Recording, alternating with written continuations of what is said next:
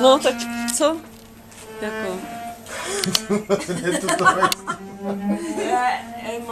A proto, prosím, věř mi, chtěl jsem ho žádat, aby mi mezi dveřmi pomohl hádat, co mě čeká.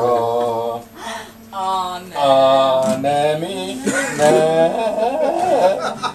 co mě čeká. A ne mi, ne.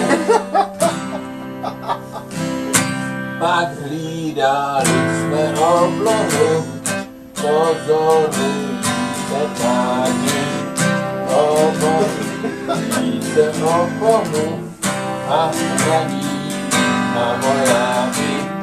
Do tváře jsem neviděl, opouštěl se jízdou.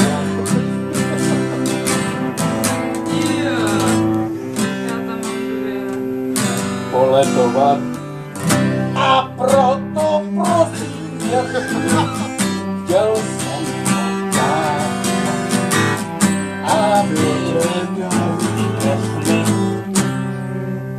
pomohl.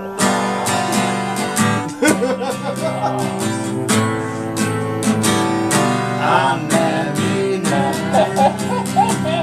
co mě čeká. A nevíme. Ty víš, jak je to český číst? Český číst? Těžký číst? Kam se sere plastic people, ty vole.